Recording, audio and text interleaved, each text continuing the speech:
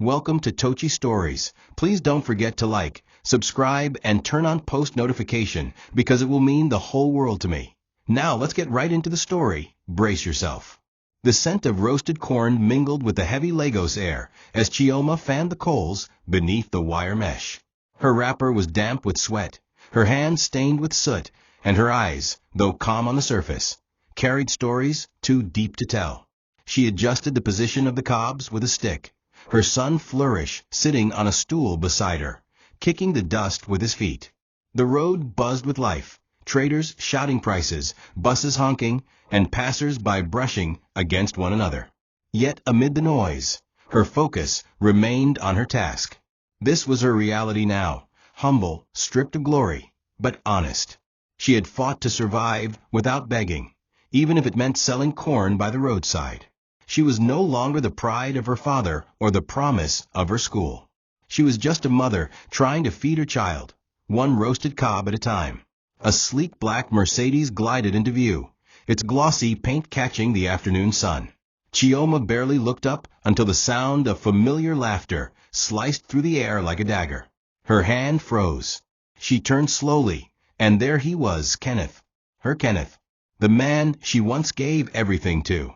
Dressed in designer clothes with a wristwatch that could buy a house. He leaned against the car like a king returning to mock the beggars he once knew. Beside him stood a woman in stiletto heels, red lipstick, and a body-hugging gown that screamed affluence and arrogance. Chioma. Kenneth's voice was laced with mock surprise. Wow, so it's true. I heard someone say you were now selling corn, but I thought it was just gist. His mistress giggled and leaned closer to whisper loudly. Ah, Kenneth, you didn't tell me you married a roadside chef. The laughter that followed wasn't just cruel, it was calculated. It echoed with the weight of betrayal and abandonment. People turned to watch. Some whispered, some shook their heads. Chioma tried to hold back the tears, but one slipped down her cheek. She reached for Flourish and tried to turn him away from the scene, but Kenneth stepped closer. You see what your pride and stubbornness brought you? I gave you a chance, and you chose to become a liability. Now look at you, he sneered. The mistress chimed in. Please, let's go. I don't want her smoke scent on my dress. They laughed again as they entered the car and drove off, leaving a silence so loud it crushed Chioma's spirit. She bent low beside her son, hiding her tears in his tiny chest, while across the road, inside a parked-tinted SUV, a man watched the entire scene. His brows furrowed, his jaw tight. He didn't know her name yet, but something inside him whispered, this woman's story isn't over. Obinamorty sat in the back seat of his luxury SUV, his hand resting on his jaw as he stared at the fading figure of the woman and her son. Dressed in an ash-colored senator where his demeanor was calm, but his eyes were thunder. He had pulled over for a brief call with his logistics director when the scene across the street caught his attention. He watched as the man, clearly wealthy and self-satisfied, laughed at the woman who knelt humiliated in the dust. He watched the child's confusion and fear. And most of all, he watched the woman's eyes, brimming with shame, but still burning with something he recognized. Survival. It stirred something old in him, something buried. A memory of his own mother, kneeling once with torn wrappers, selling fruits by the roadside while being insulted by his father's relatives. That moment defined Obina's life.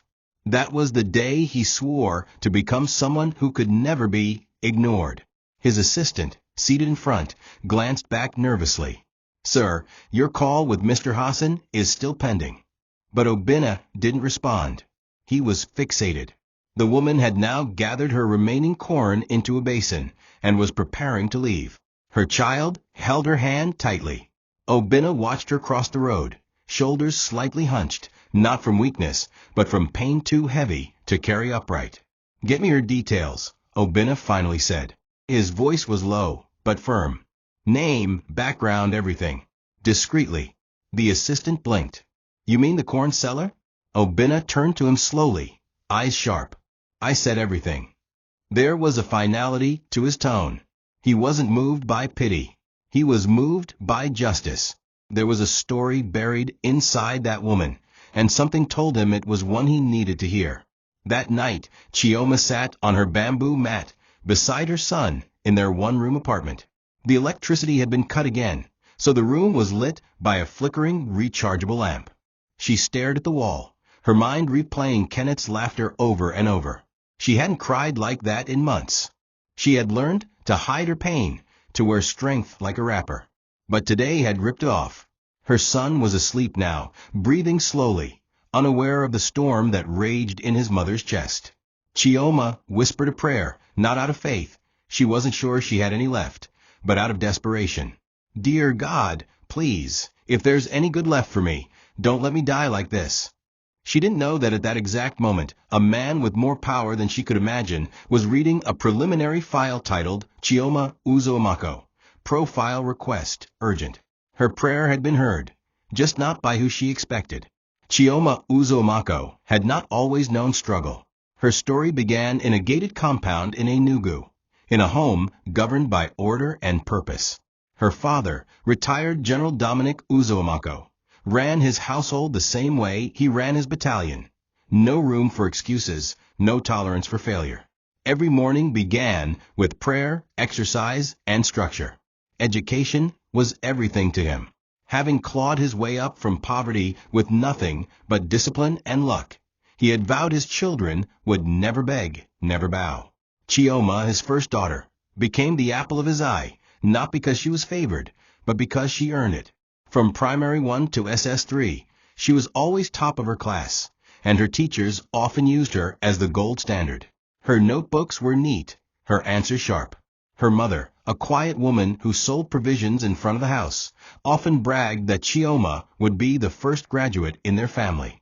If she gets a first class, her father once declared, I'll buy her a car with my pension. Church was another pillar of their home. Her father, also a deacon, preached fire and holiness. Every Sunday, he led morning devotion with booming hymns and thunderous scriptures.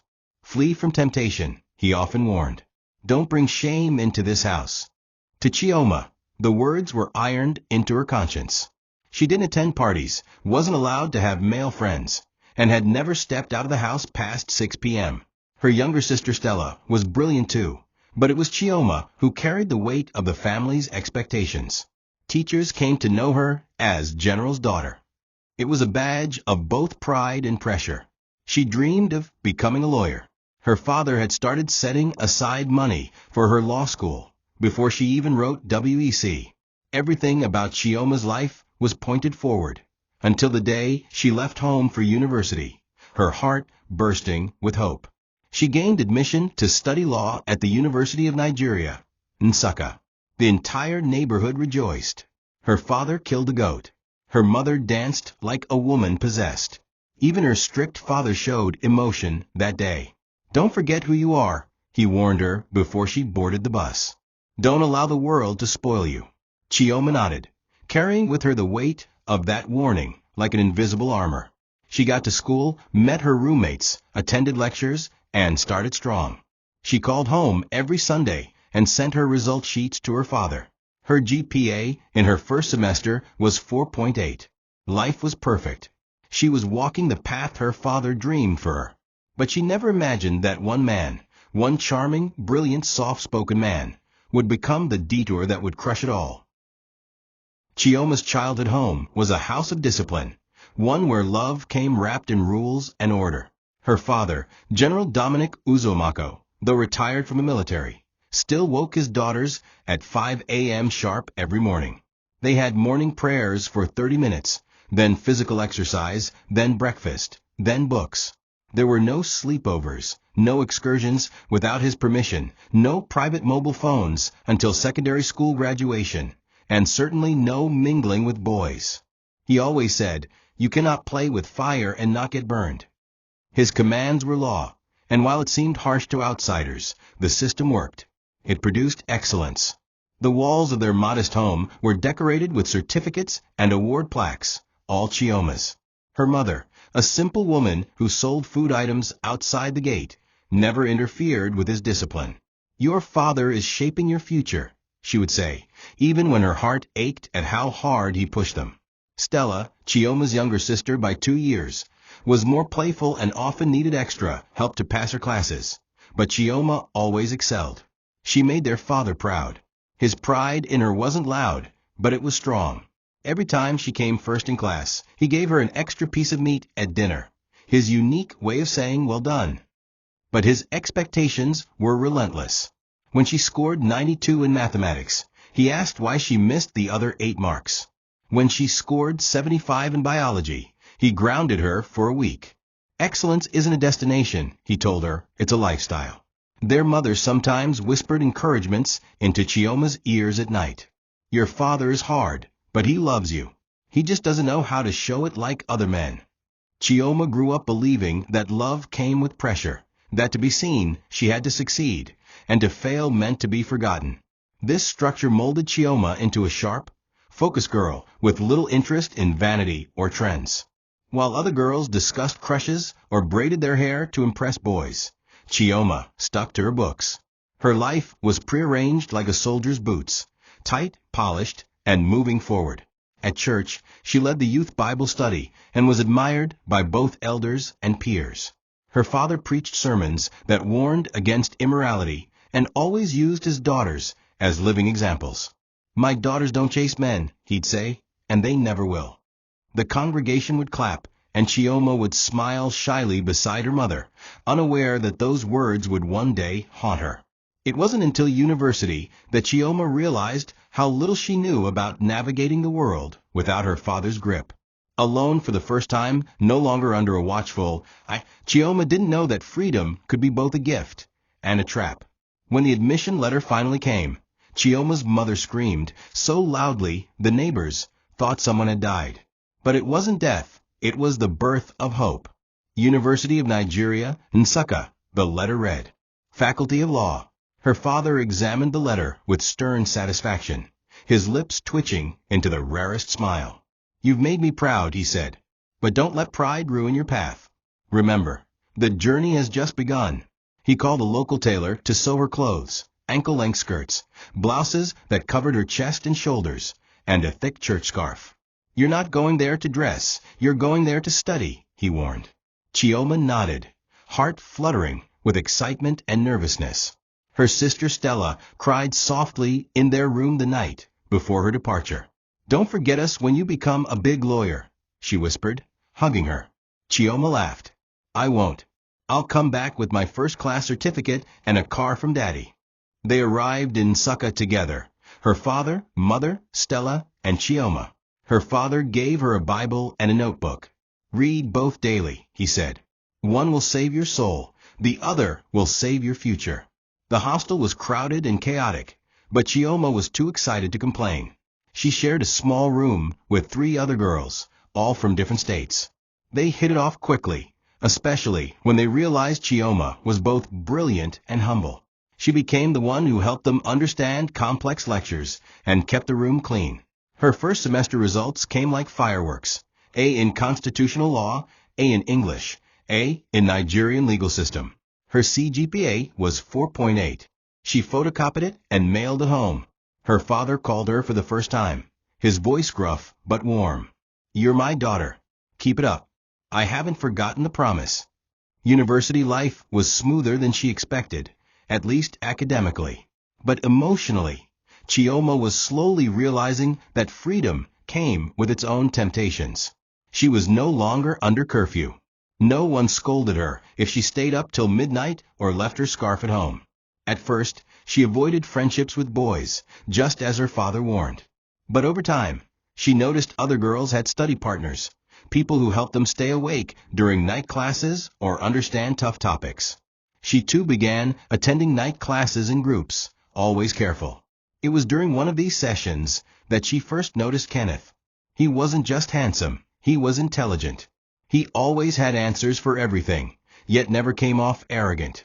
She respected him from afar at first, then admired him. She didn't know it yet, but this admiration was the beginning of her undoing.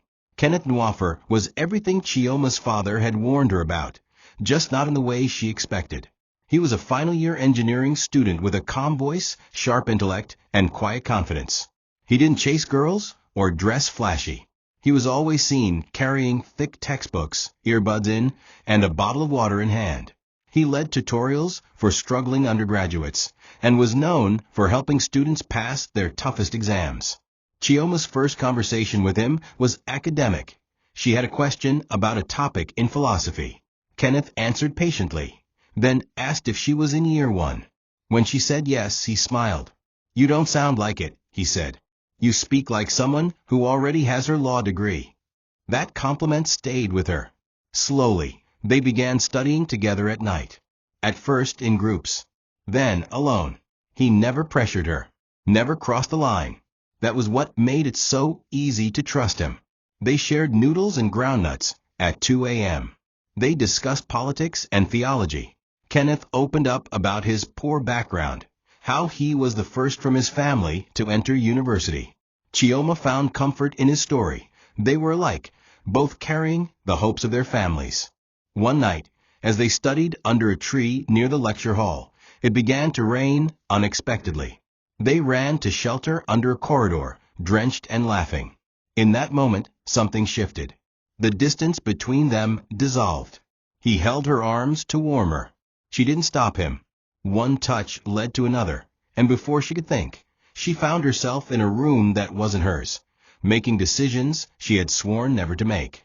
She told herself it was love, that Kenneth respected her, that he would never hurt her. But the weeks that followed were filled with anxiety. Her stomach churned every morning. She became nauseous at the smell of certain foods. She missed her period. At first, she denied it. Then panic took over. She bought a test kit from a pharmacy, used it in the hostel bathroom, and stared in silence at the 2 bold lines. Her world spun. This wasn't how it was supposed to go. She was the first-class daughter, the future lawyer, the pride of a general. She considered abortion, but was terrified. What if she died in the process? What if it failed? She confided in Kenneth, expecting panic. Instead, he held her hands and said, "Don't worry. I'll stand by you. I'll go with you to your father. I'll fix this." In that moment, she believed him. It was the last time she would feel safe in a very long time. The decision to keep the baby didn't come easily for Chioma. She spent nights curled into herself on her hostel bunk, praying for a different result each time she woke up. But the nausea persisted, her appetite shifted, and the fear of what lay ahead sank deeper into her bones. Kenneth remained calm. "We'll tell your parents and face it together," he would say, as if his reassurance could erase the looming storm. But Chioma knew what her father would do. General Dominic had built their home on discipline, and for his favorite daughter to return with a pregnancy outside marriage would be the ultimate betrayal. Her mother called her one night, asking why she sounded weak. "I'm just tired," Chioma whispered, fighting the tears. The lies began to pile. Her heart was no longer at peace. She tried to attend lectures, but couldn't concentrate. Her books became blurred objects, her dreams distant memories. Kenneth, despite his promises, wasn't free from pressure either. He knew he couldn't delay. They had to go to her parents. "If we wait longer, it'll only get worse," he said. Chioma agreed reluctantly, hoping, somehow, that her father's love for her would outweigh his disappointment. The bus ride home was silent. Chioma clutched her bag like it carried the weight of her shame. Kenneth sat beside her, trying to stay strong.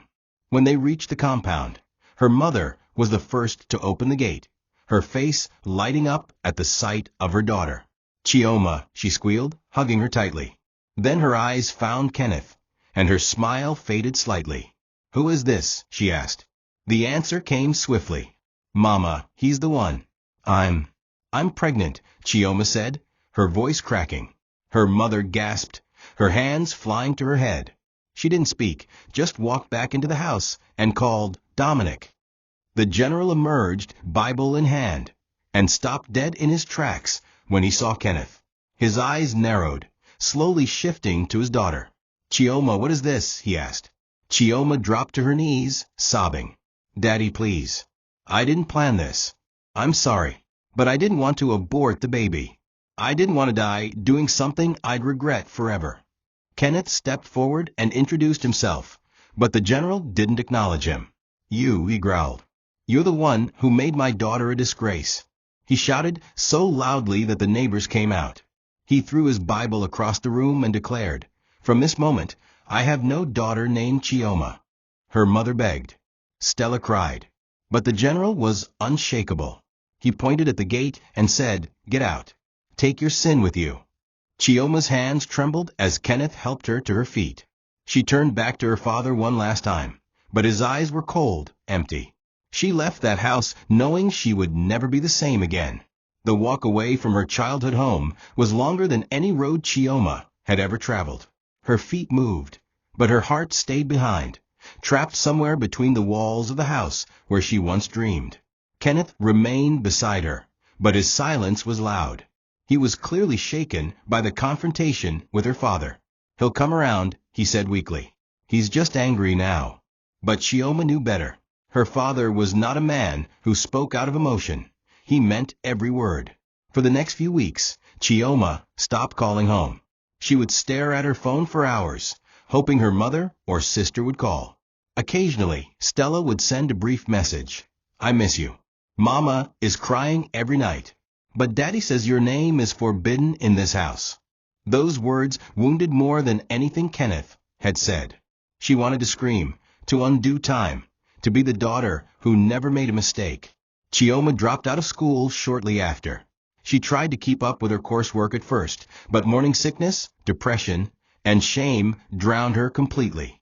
She couldn't sit in a lecture hall surrounded by dreams while hers were collapsing. Kenneth encouraged her to move in with him. He stayed in a tiny apartment near campus, barely big enough for one person. But she agreed. What choice did she have? She had no family, no money, no future. Only this man who promised to take care of her.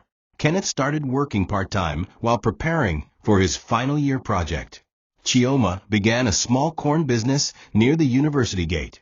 She roasted corn under a small umbrella, balancing her belly and her emotions. Students she once studied with passed by, some in disbelief. A few offered pity, others mocked silently. But she kept selling, kept living, kept loving.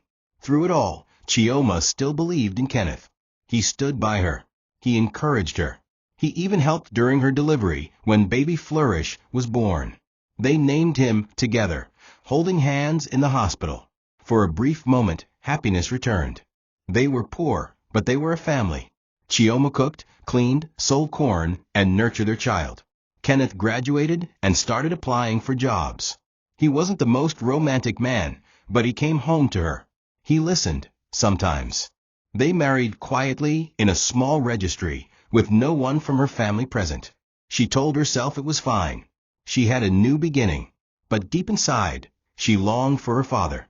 She often imagined walking back into their home with her son, hearing her mother call her name, her father pulling her close and whispering, "I forgive you."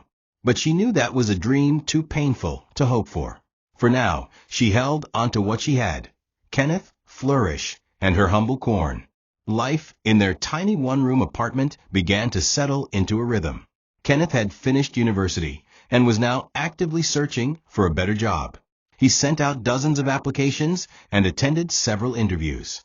Chioma supported him the best she could, ironing his clothes, preparing his meals, and encouraging him. Her corn business began picking up, especially in the evenings when students returned from class. She had regular customers, and even though it didn't bring much money, it helped buy baby food, pay light bills, and keep their small family afloat. Kenneth would sometimes join her at the stand after his job hunts, and on those days, they'd laugh under the sunset and talk about dreams. One day, Kenneth said one evening, "You'll wear a lawyer's wig and people will clap for you." Chioma smiled faintly. She had buried that dream, but hearing it from him made her chest ache with hope. Eventually, one of Kenneth's friends connected him to a mid-level opportunity at a tech company in Lagos. It wasn't a big role, but it paid decently. Chioma rejoiced. They borrowed money to travel to Lagos and settle in a small face-by-face compound. Chioma didn't mind. It was progress. Kenneth promised that once he found his footing, he'd enroll her in an online law program to finish what she started. "I haven't forgotten the woman who gave everything for me," he'd say. Chioma believed him. She got a new corn stand in Lagos and resumed her hustle. Flourish was now walking, talking, and learning to read. Her world revolved around him. On weekends, the family sometimes took walks to parks and ate suya with bottled drinks. They didn't have much, but they had each other. At least, that was what Chioma thought. But with Kenneth's new job came new exposure. He began meeting people from better circles, polished professionals, rich clients, ambitious women. One of them was Adesawa, his direct supervisor. She was beautiful, assertive, and came for money. At first, he only spoke about her casually. Adesawa wants the report by Friday. Adesawa said my pitch was great. But soon, the name became a fixture in every conversation. He started working late, going out more often, and smelling like perfumes Chioma didn't own. When she asked, he blamed it on the job. "You want me to grow or not?" he snapped. Chioma didn't argue. She had known this man when he had nothing. She had fed him, clothed him, sacrificed her entire life for him. Surely, he wouldn't betray her now. But what she didn't know was that the beginning of her new life was also the beginning of a deeper heartbreak. The registry where Kenneth and Chioma were legally joined was small, tucked behind a magistrate court in Surulere.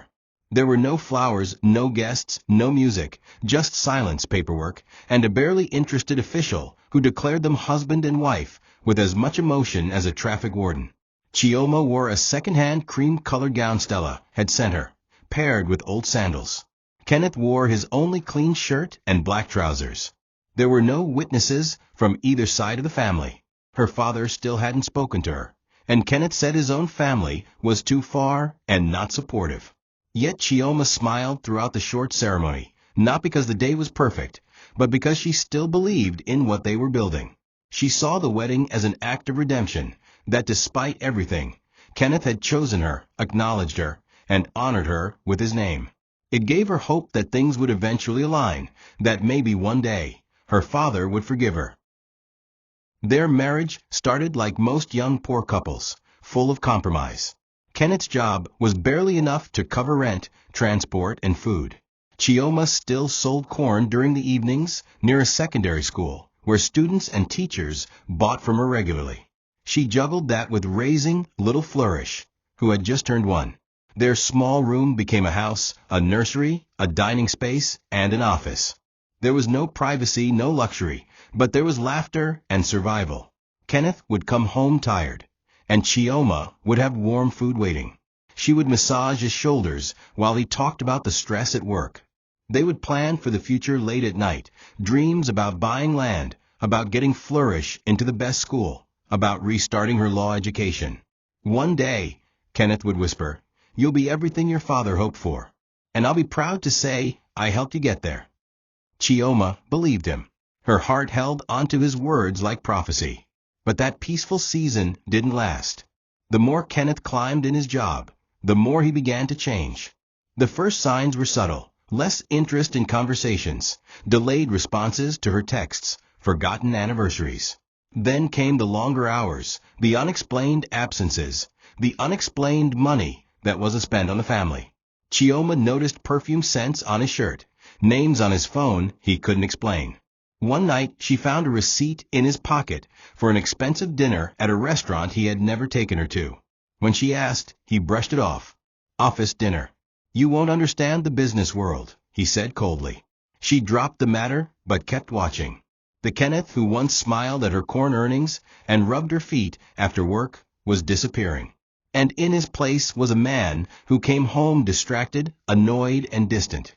She tried harder, cooking his favorites, wearing brighter clothes, even staying up late to talk, but it was as if she was reaching for someone already walking away. Kenneth's promotion didn't come solely by merit. A senior colleague named Samto had taken a liking to him after a presentation. Samto, a man known for his connections in the tech and finance world, introduced Kenneth to industry meetings and client opportunities. It was during one of those events that Kenneth met Adesawa properly, not just as a supervisor, but as someone who could elevate him even faster. She was beautiful, bold, and ambitious. Everything Chioma wasn't in that phase of her life. Adesawa had her own car, her own apartment in Lekki, and could enter any boardroom and hold attention. She liked Kenneth's raw intelligence and humble beginnings. "You remind me of someone I used to be," she once told him over lunch. At first, Kenneth resisted the temptation. He remembered Chioma, the woman who stood beside him during his worst days. But the attention from Adesawa was intoxicating. She laughed at his jokes, gave him compliments, and even began subtly undermining Chioma, asking why he was still carrying dead weight. Chioma sensed the shift immediately. She had seen Kenneth climb before, and she knew what ambition looked like in his eyes. But this was different. He began coming home late, not the usual working late, but arriving past midnight with no explanation. He locked his phone, deleted messages, and started sleeping on the edge of the bed. One evening, while folding laundry, Chioma found an earring in his trouser pocket. It wasn't hers. Her heart pounded as she stared at it, her world spinning in silence. She waited until he got home, confronted him, and Kenneth exploded. "So you're searching my pockets now? You think this is prison," he barked. She tried to stay calm, asked again. He snatched the earring and said it belonged to a colleague.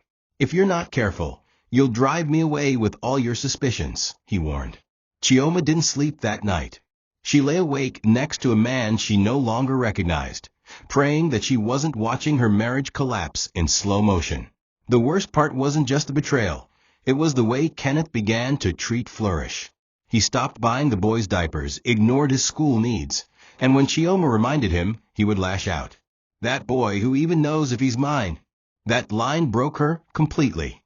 She stood frozen in the kitchen as he said it, her hands trembling over a bowl of soup she was stirring. "Kenneth, how can you say that?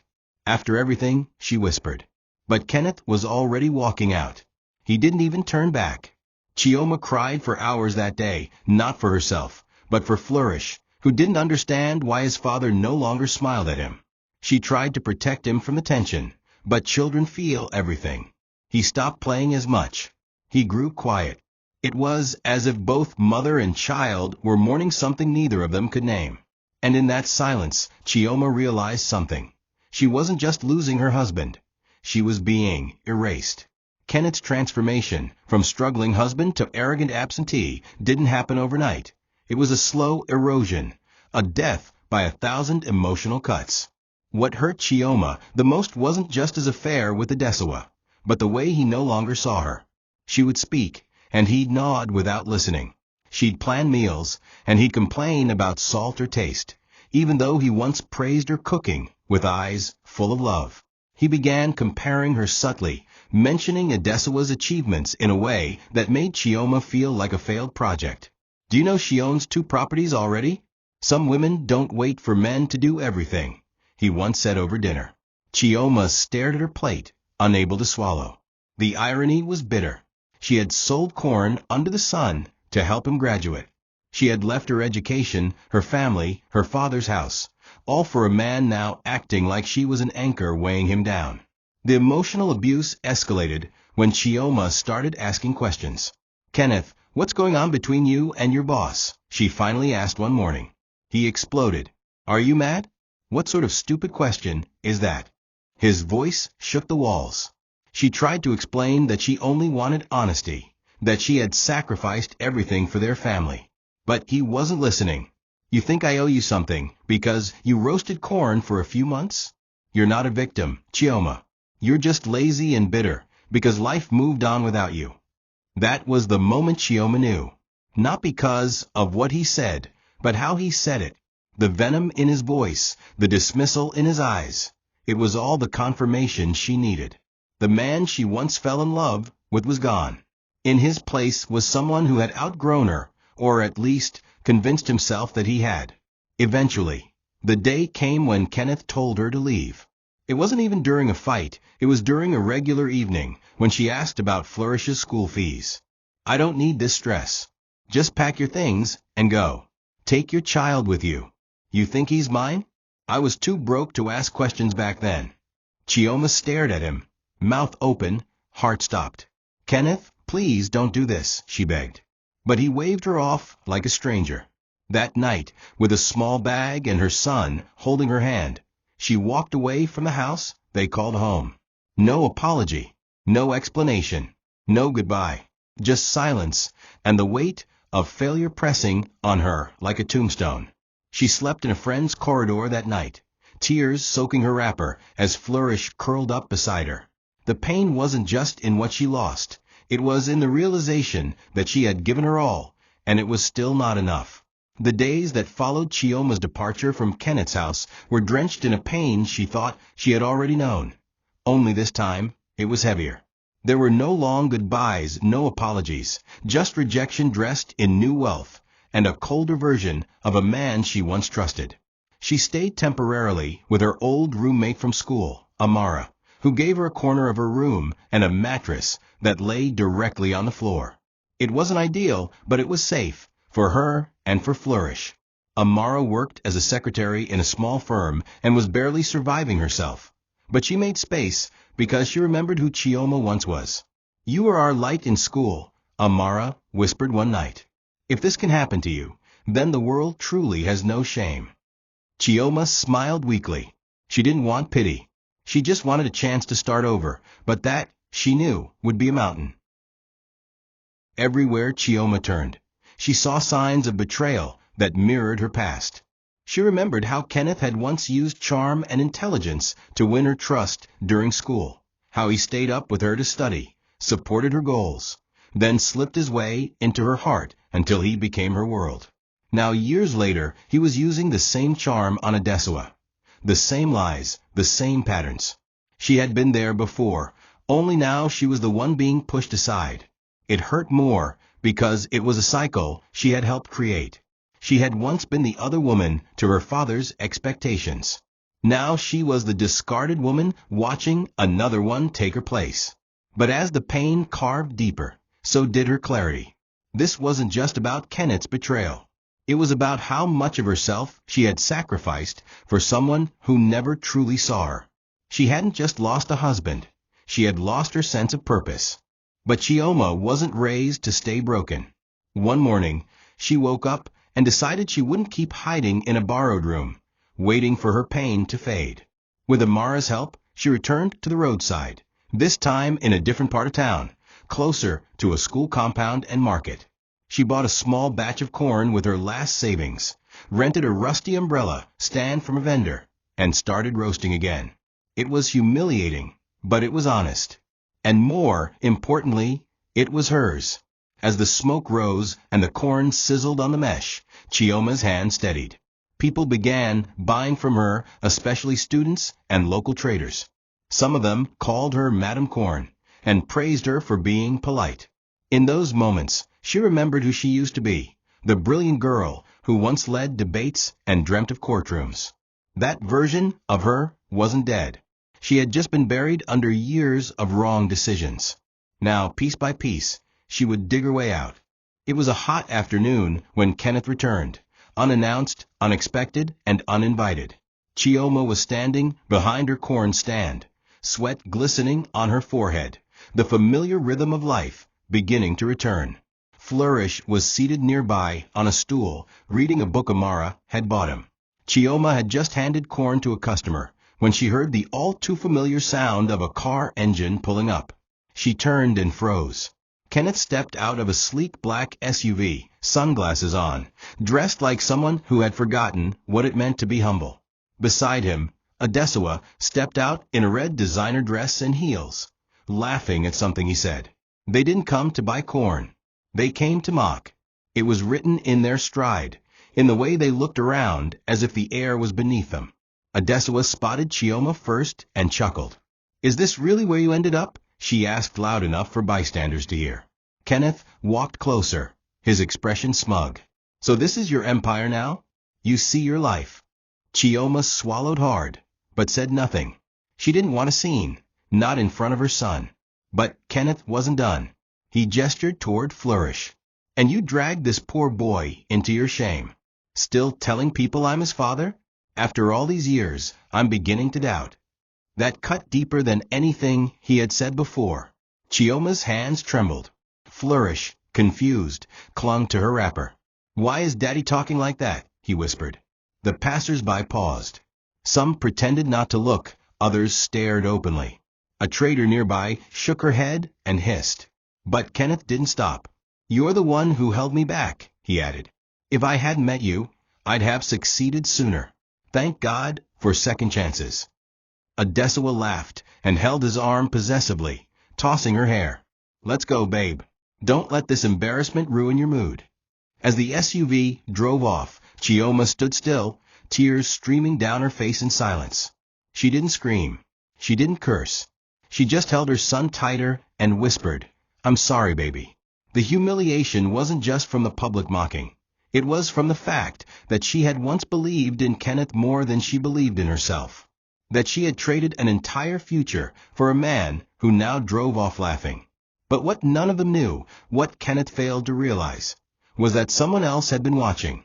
Parked a short distance away, inside a black-tinted SUV, was a man in a dark kaftan, his expression unreadable. His name was Obenamorty, and everything he had just witnessed stirred something fierce inside him. Not pity, not sympathy, but purpose. He made a quiet call. Find out everything about the corn seller. Name, background, child.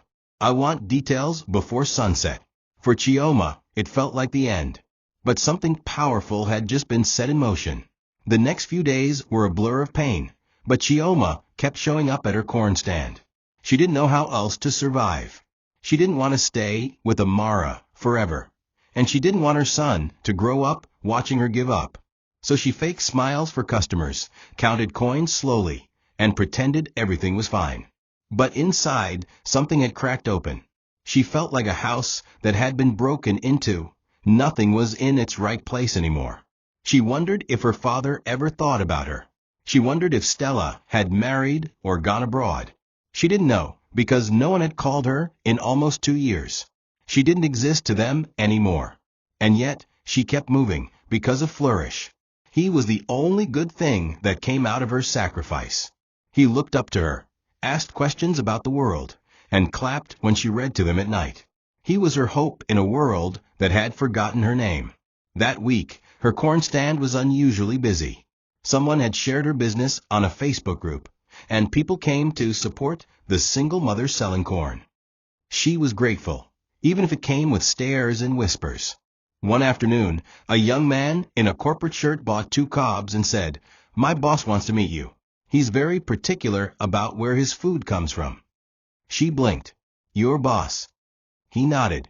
Big man. He's been watching you for weeks. Don't worry, it's not what you think. She hesitated, but agreed to pass her number. Later that night, she received a call from an unknown number. A deep voice introduced himself. This is Mr. Obenamorty. I'd like to meet you tomorrow. Please dress comfortably. Transportation will be provided. She nearly dropped the phone. The name sounded familiar, but her mind couldn't connect it yet. Was this a joke? Was someone trying to lure her? The next morning, a sleek black car pulled up outside Amara's compound. Chioma stood at the gate with Flourish beside her, unsure whether to enter or run. But the driver smiled warmly. Madam, my boss just wants to talk. She got in, still unsure. The drive took her to a quiet estate, far from the noise of the market. When they arrived, the gates opened into a massive compound with trimmed hedges and marble floors. She stepped out, clutching her son's hand tightly. Inside the house, a man in his mid-40s walked in, tall, dark-skinned, dressed in a simple navy kaftan. He looked at her not with pity, but with recognition. Chioma Uzumako, he said gently. I know your story. I watched what happened at the corn stand. Sit down. You're not here for charity. You're here for something greater. Chioma sat, confused. Something in the man's voice made her heart flutter, not with fear, but with a strange new thing she hadn't felt in years, the flicker of possibility. Chioma hadn't seen Kenneth again since the last encounter, and for a while she allowed herself to believe it was over, that maybe he'd moved on completely and would leave her and Flourish alone. But Lagos had a strange way of looping pain back into your life. It was a hot Saturday afternoon, and her corn stand was busy. The air was thick with smoke and chatter, and Flourish, now 6, sat near her with his book, drawing stick figures and coloring the pages she'd given him. Chioma had just handed over a roasted cob to a woman with a baby on her back, when the sleek red Mercedes she'd come to fear rolled to a stop near her table. She didn't need to see the plate number to know. Her spine stiffened. The door opened, and Kenneth stepped out in a crisp white shirt and sunshades. He was laughing with someone still seated. Then the door on the other side opened, and Adesawa emerged, tall, bold, with that arrogant air of someone who believed the world owed her nothing but applause. Their entrance was theatrical. Kenneth walked towards Chioma's stand as if it were part of a scene he had rehearsed. He picked up a cob of corn from the mesh without asking. "Still doing this?" he said loudly, chewing. "Some people just refuse to evolve." Adesawa chuckled beside him. "You should start branding it. Maybe call it Heartbreak Corn or From Law to Flames." They laughed together. Chioma didn't speak. She simply stared at them, her hand gently gripping Flourish's shoulder. Kenneth leaned in and lowered his voice. "You look old, Chioma. This life isn't good for you. You're beginning to look like one of those market women who scream Nigerian Naira 50 change all day." He took another bite of corn and tossed it back on the table. Adesawa added, "But don't worry. He's in good hands now."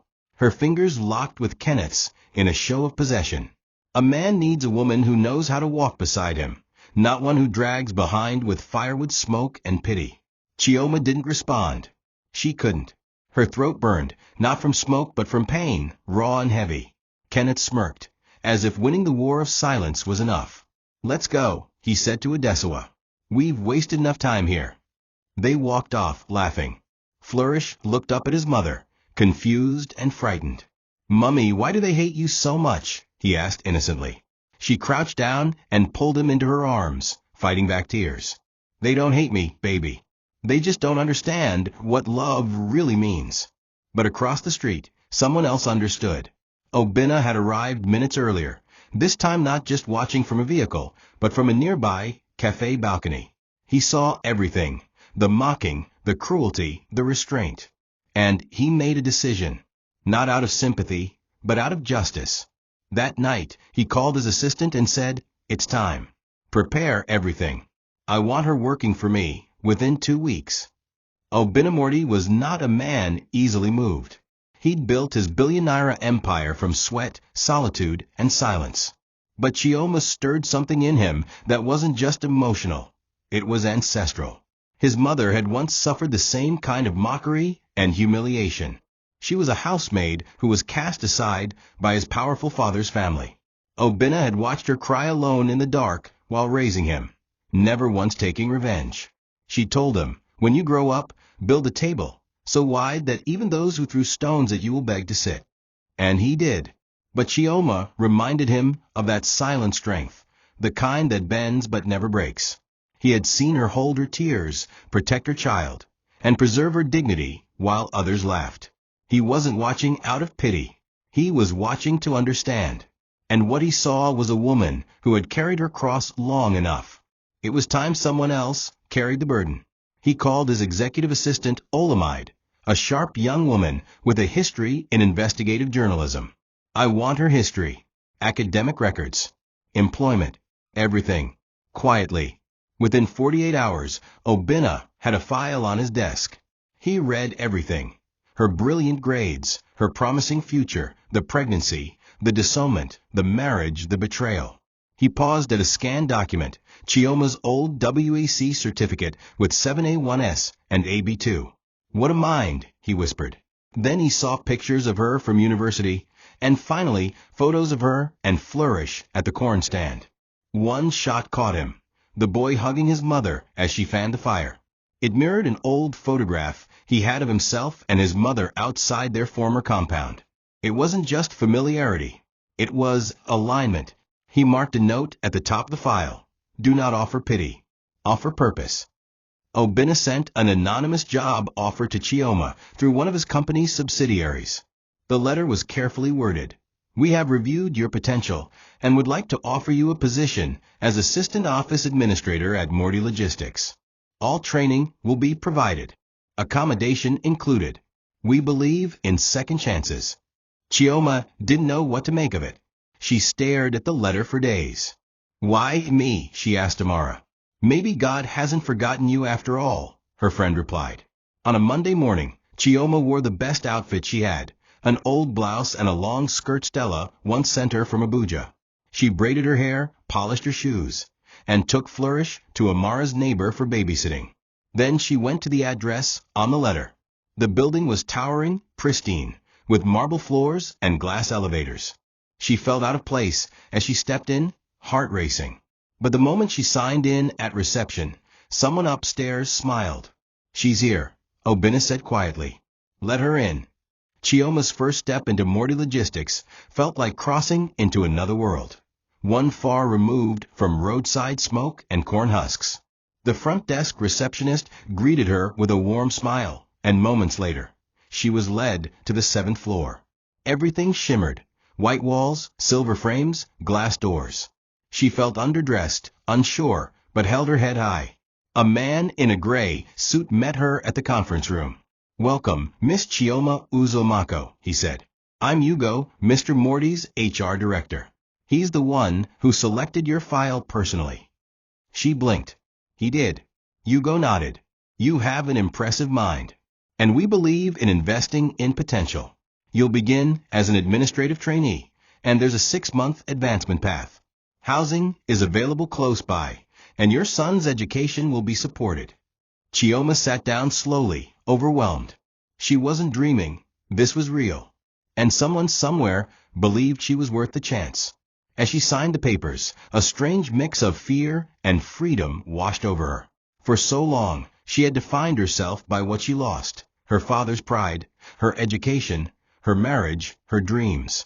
Now she was being asked to rediscover what she still had: her intelligence, her resilience, her capacity to grow. When she finished the forms, Hugo smiled and said, "Mr. Morty will like to meet you someday soon." Chioma nodded politely, still unaware she had already met him, twice, at her corn stand. But Obina was not ready to reveal himself just yet. He wanted her to rise on her own first, without knowing she was being watched. Not because he doubted her ability, but because he knew that true dignity was built in the dark, not in the spotlight. That evening, Chioma returned to Amara's compound and fell to her knees. She didn't cry. She just whispered thank you over and over, looking at the sky. Flourish ran into her arms, laughing. She hugged him tightly and kissed his forehead. "Mummy's going to work in an office now," she told him. He clapped. "Will you wear big shoes like the women in cartoons?" he asked. She laughed. "Maybe one day, baby. Maybe one day."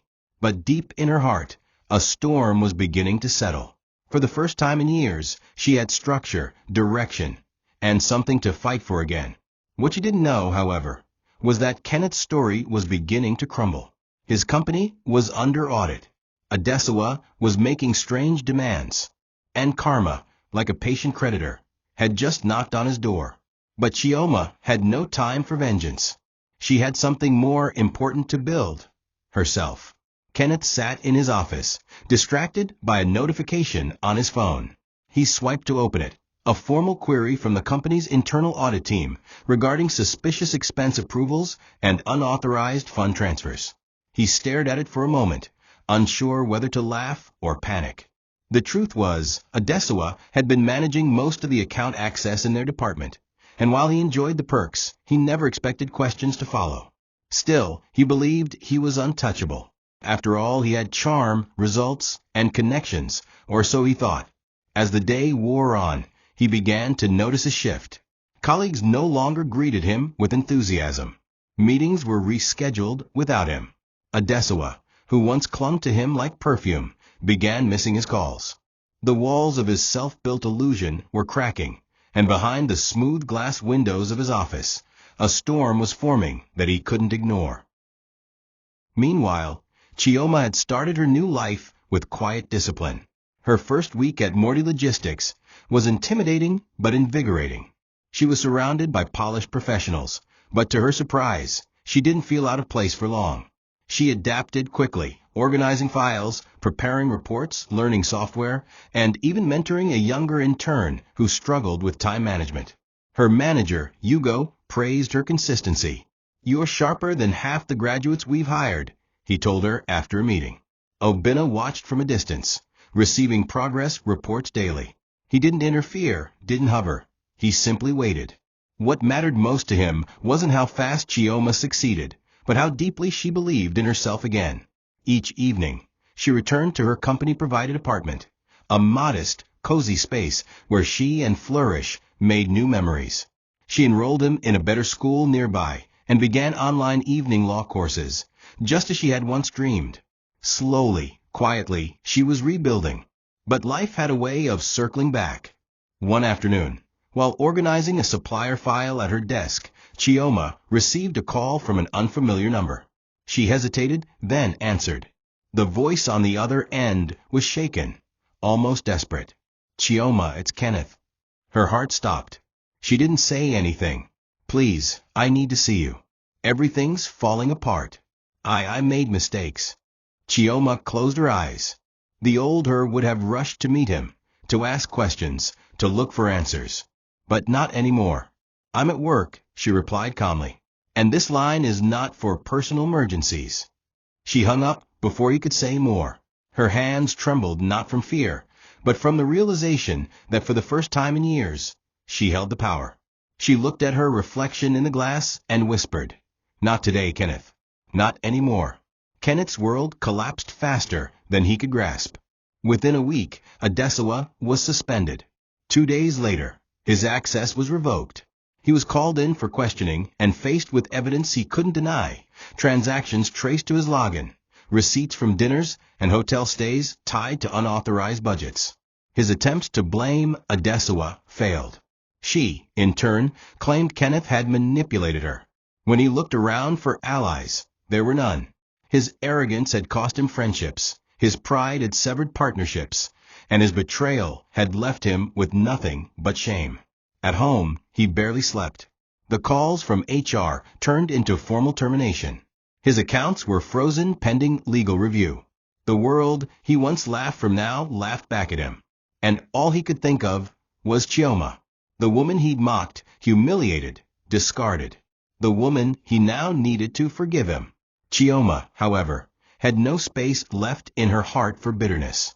She was rising, and she knew that looking back too long would only slow her down. Her work was improving. She'd just received a small promotion. Her online law courses were challenging, but she was excelling. Flourish was thriving, smiling more, reading aloud to her each night, asking thoughtful questions about Mummy's office. On Sunday evenings, she took long walks alone, not to dwell on the past, but to thank God for surviving it. During one of those walks, a black car pulled up quietly beside her. Obina stepped out, not in a suit, but in simple jeans and a shirt.